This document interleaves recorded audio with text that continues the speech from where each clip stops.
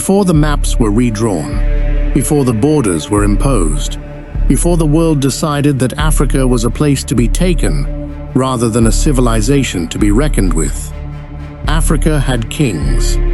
And some of those kings were among the most powerful human beings who have ever walked this earth. Tonight, 7 of them step out of the silence of history and back into the light where they belong.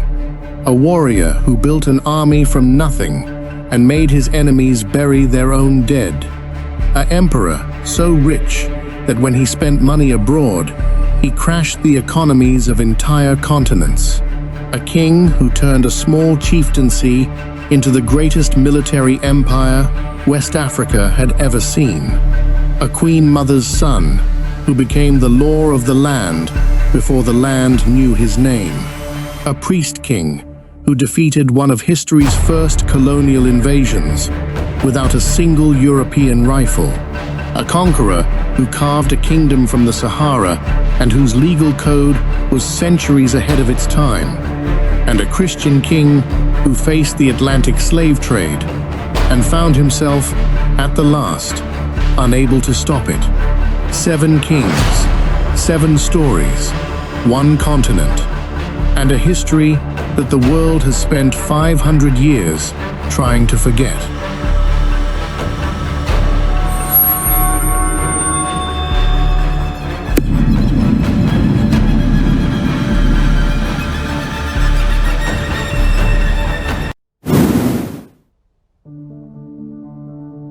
We begin with the richest. Mansa Musa, King of Kings of the Mali Empire, is estimated by historians to have held personal wealth of approximately $400 billion in today's terms. Some estimates go higher. The number is, in any meaningful sense, incomprehensible. He rules an empire that produces more than half of the world's gold and salt. His territory covers what is today Mali, Senegal, Gambia, Guinea, Niger, Nigeria, Chad, and Mauritania. At its height, the Mali Empire is larger than Western Europe. In 1324, Mansa Musa makes his Hajj, his pilgrimage to Mecca. He travels with a retinue of 60,000 people. 500 heralds marching before him, each carrying a golden staff. 100 camels, each loaded with 136 kilograms of pure gold dust. He hands it out along the route, to the poor, to mosques, to cities, to rulers he meets. He builds mosques wherever he stops. He is generous on a scale that has no parallel in history.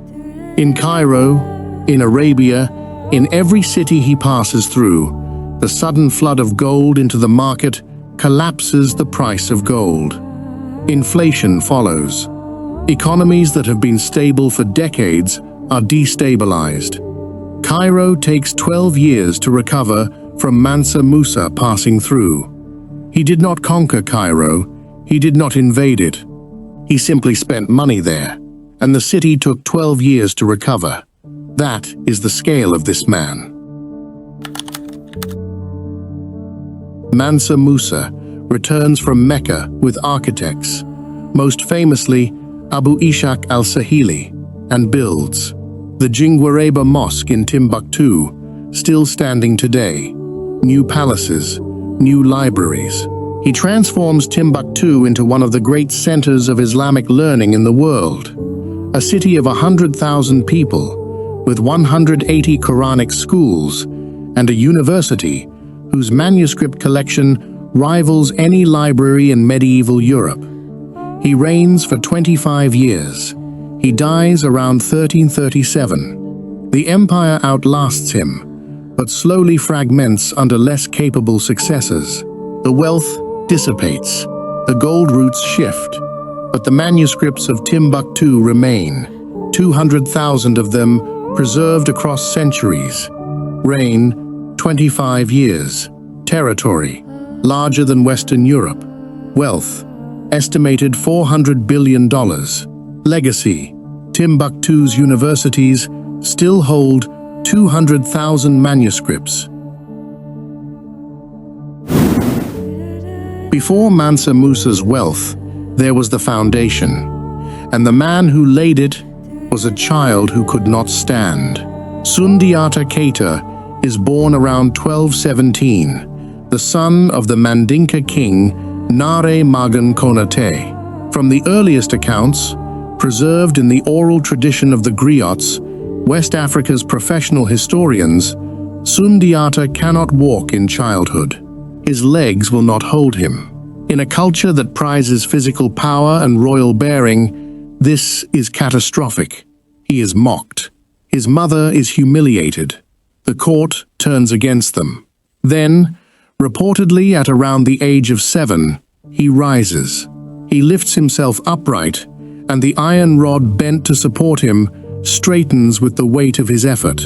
It is the stuff of legend, but what follows is documented history. The Soso Empire, under Sumanguru Kante, has conquered the old Ghana Empire and is expanding aggressively across West Africa. Sundiata, in exile, building alliances, returns at the head of a coalition army. The two forces meet at the Battle of Kirina in 1235. Sundiata wins decisively. Sumanguru Kante flees and disappears from history. The old Soso power is broken. From this single battle, Sundiata builds the Mali Empire, the state that will grow under his successors into the largest and richest empire West Africa has ever known. He establishes the Gabara, a great assembly of clan leaders, creating a system of governance that distributes power and prevents the absolute tyranny that had destroyed previous empires. He could not walk as a child. He built an empire that lasted 200 years. History is, occasionally, gloriously just. Sundiata dies around 1255. The manner of his death is debated. Some accounts say he drowned, others that he was struck by a stray arrow at a festival. He reigns for approximately 20 years. He leaves behind not just an empire, but a social contract. The Kouroukan Fouga, an oral charter that establishes rights for women, prohibits slavery of Mandinka people, and sets terms of governance. Historians call it one of the earliest constitutional frameworks in the world. Reign, 20 years.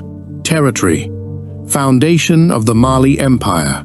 Legacy, the Kouroukan Fouga, one of the world's earliest constitutional frameworks. Key battle, Kirina, 1235.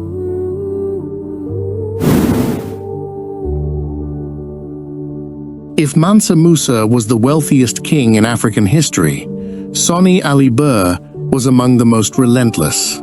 He inherits the Songhai kingdom in 1464, a tributary state that has chafed under Mali's declining power. What he does with it in 28 years is one of the most extraordinary military campaigns in African history. He fights constantly, campaigns ceaselessly, and loses almost nothing. His secret weapon is mobility. He builds the first professional navy on the Niger River, a fleet of war canoes that can move troops faster than any land army of the era. His cavalry is feared across the Sahel. He understands, with the instinct of genius, that an army that can arrive before the enemy expects it has already won half the battle. The conquest of Timbuktu and Jenne. In 1468, Sonni Ali takes Timbuktu, the city of scholars and gold that had been the jewel of Mali's empire. The Islamic scholars of the city, who had flourished under Mali's patronage, are hostile to him. He is not particularly observant by their standards. He mixes traditional Songhai religious practices with Islam in ways that scandalize them. They write about him with undisguised contempt in their chronicles. Sonni Ali, in turn, views them as political threats who corresponded with his enemies. His treatment of Timbuktu's scholar class is harsh. Some are killed, others exiled. The chronicles they leave behind paint him as a tyrant. Historians are still debating how much of this portrait is accurate and how much is the revenge of educated men whose power he diminished. In 1473, he besieges Jenne, the great trading city on the Bani River. The siege lasts 7 years, 7 months, and 7 days, according to tradition. When the city falls, he marries its queen rather than sacking it, a political masterstroke that binds the city's loyalty to his empire. He was called a tyrant by the scholars whose power he broke. He was called a liberator by the people whose land he unified. He was probably both, which is to say, he was a king. Sonni Ali dies in 1492, reportedly drowned crossing a flooded river after a military campaign, though some sources hint at foul play. He reigns for 28 years. The Songhai Empire he builds will reach its greatest extent under his successor, Askia Muhammad. But the architecture of that empire, the army, the navy, the administrative framework, is entirely Sonni Ali's work. Reign, 28 years. Key conquests: Timbuktu, 1468. Jenne, 1473. Innovation: first professional river navy in West Africa. Legacy: foundation of the Songhai Empire's golden age.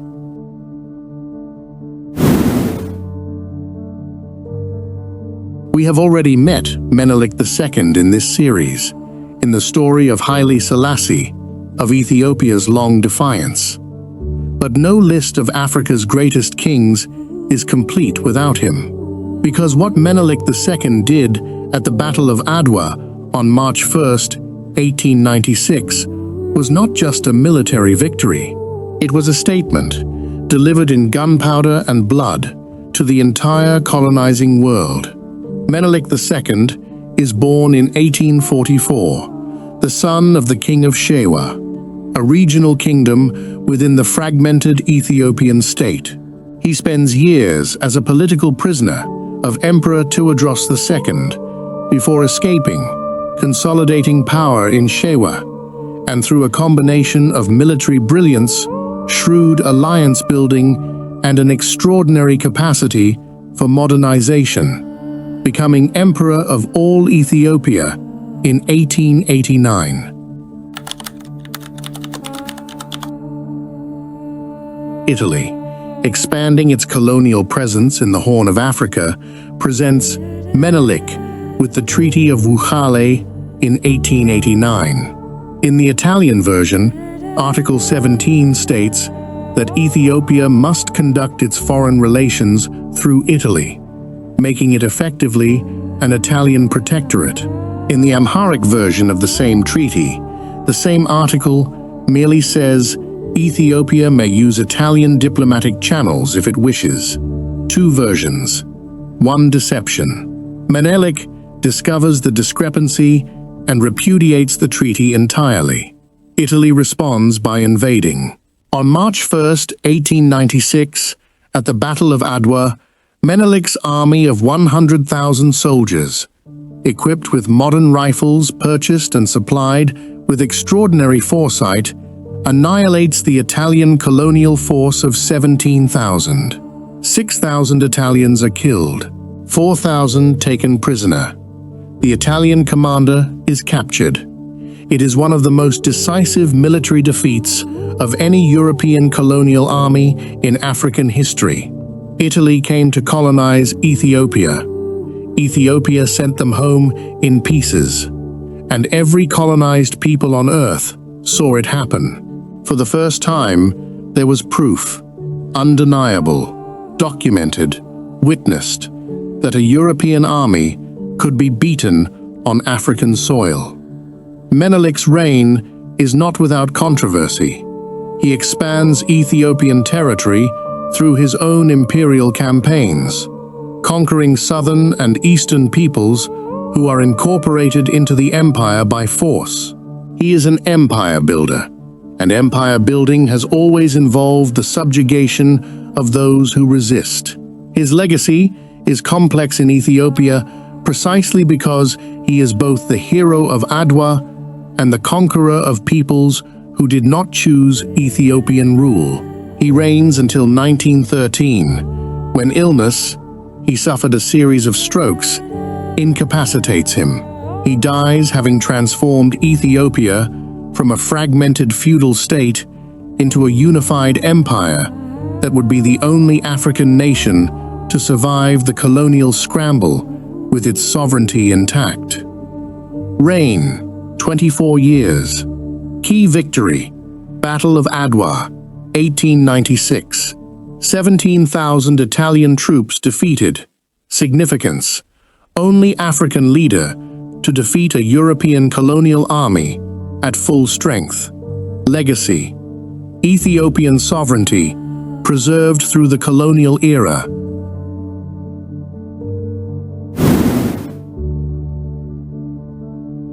Among the kings on this list, Osei Tutu I may be the most sophisticated political architect.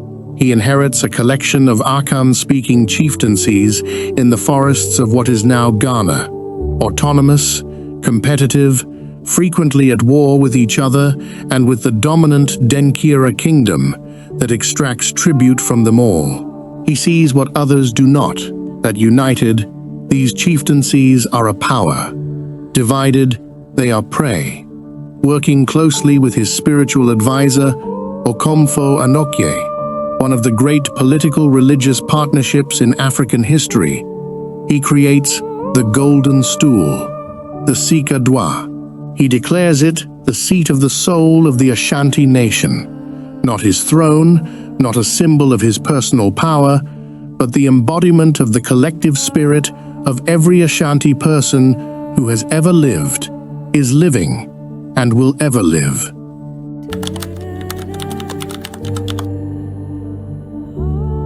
It is a masterstroke of political theology. Suddenly, the clan chiefs are not subordinating themselves to Osei Tutu. They are subordinating themselves to something larger than any of them. The stool cannot be sat upon. It is the soul of the people, and Osei Tutu is its guardian. He reorganizes the military, creating a standing army with a clear chain of command, replacing the clan-based levies of the past. He codifies Ashanti law. He establishes Kumasi as the capital, a city that will grow into one of West Africa's great urban centers.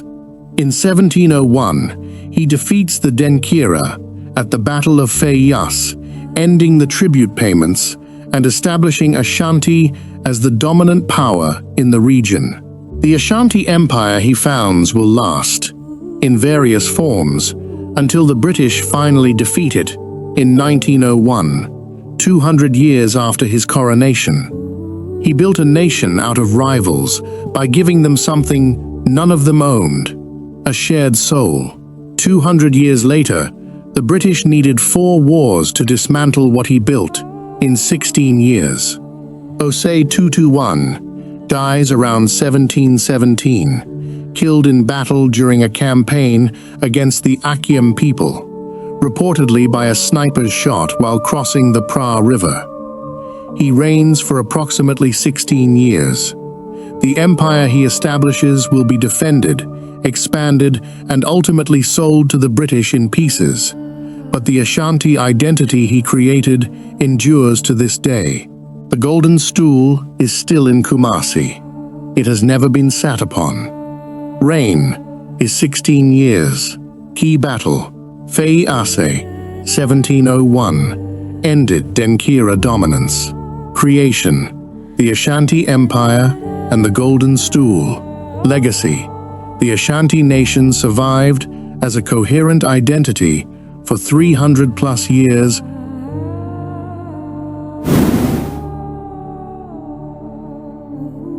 Of all the kings on this list, Affonso I of Kongo is perhaps the most tragic.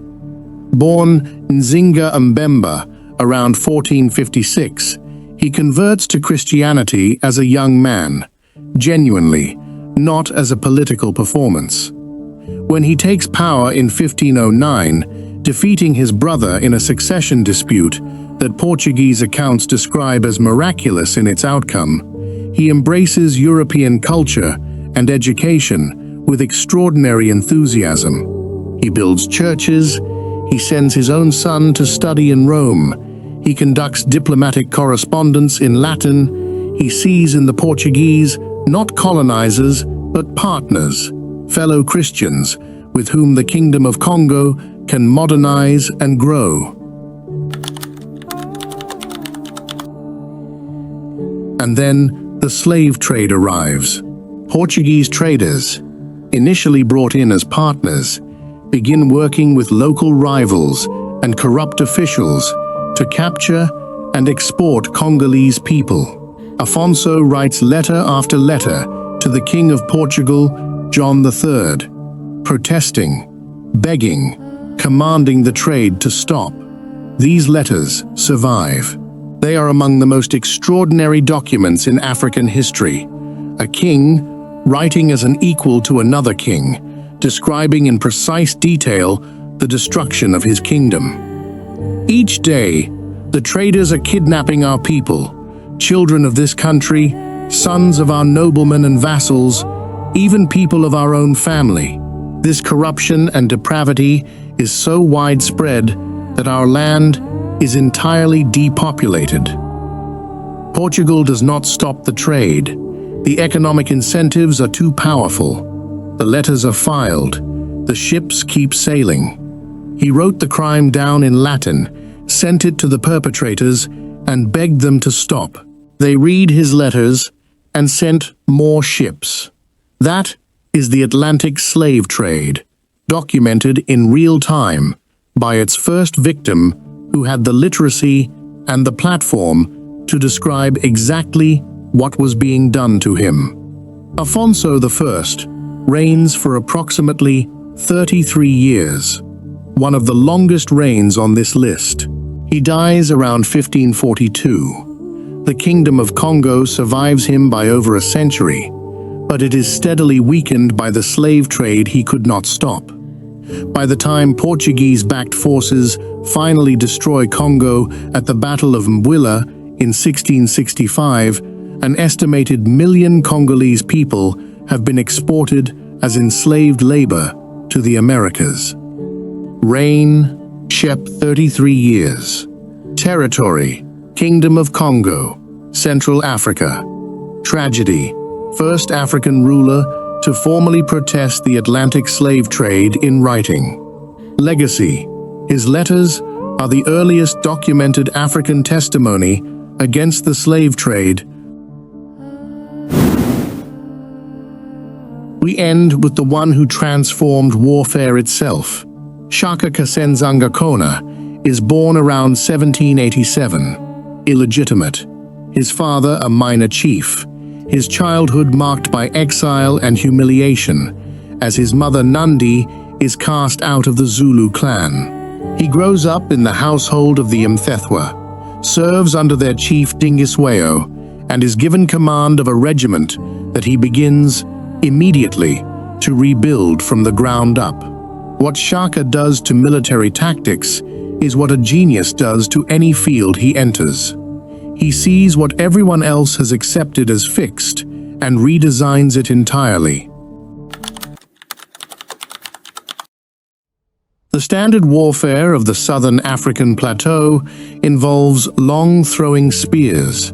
Armies engage at distance, throw their assegais, and the battle is often decided before close combat begins.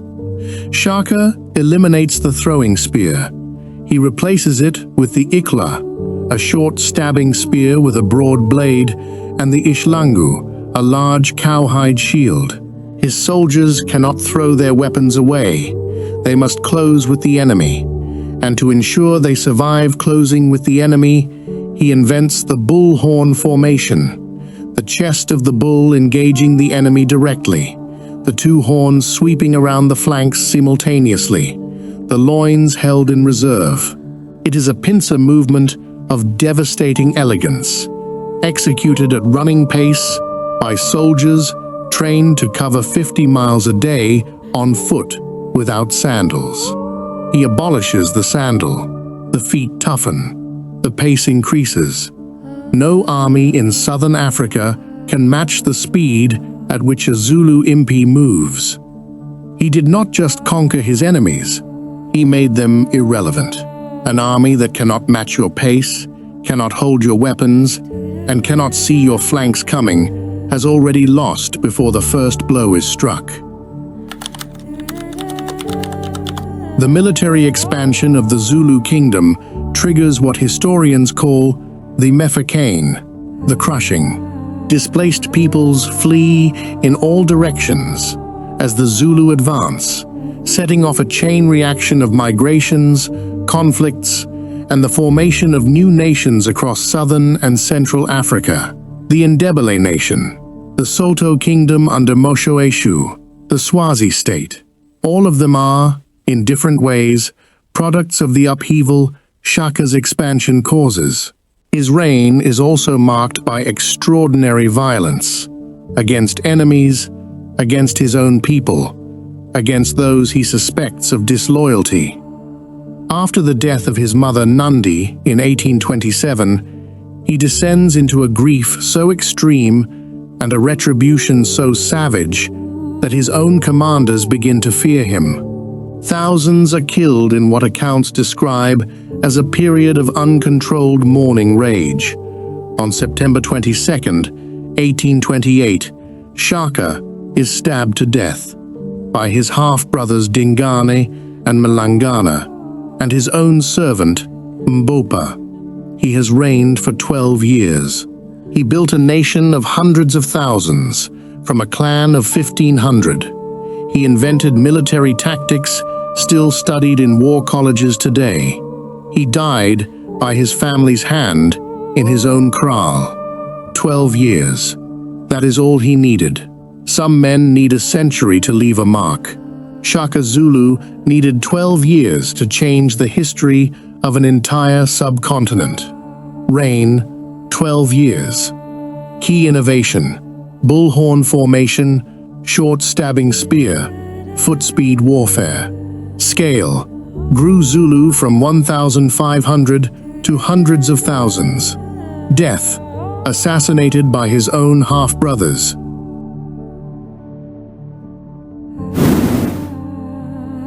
Seven kings, 7 different centuries, 7 different corners of a continent that stretches across 60 countries and 5,000 years of recorded history. They built empires larger than Europe. They controlled wealth that makes today's billionaires look modest. They invented legal systems, military doctrines, religious institutions, and diplomatic frameworks that their contemporaries in Europe were only beginning to imagine. And then the world decided to forget them. It decided that Africa was not a place where history happened. It was a place where history was done to people. It decided that the word king belonged to European monarchs, and African rulers were something else: chiefs, tribal leaders, primitives. Those words were always lies. These 7 men are the proof. Mansa Musa, the richest human being in recorded history. Sundiata Keita, the boy who could not walk, who built an empire that lasted 2 centuries. Sonni Ali Ber, the warrior king who never lost a battle and built the Songhai Empire's golden age. Menelik II, the emperor who defeated European colonialism in open battle and kept his country free. Osei Tutu, the political architect who built a nation out of rivals with a golden stool and a shared soul. Affonso I of Kongo, the Christian king who wrote the Atlantic slave trade's first formal protest and was ignored. Shaka Zulu, the warrior who reinvented warfare itself and changed the history of a continent in 12 years. They are not footnotes. They are the text.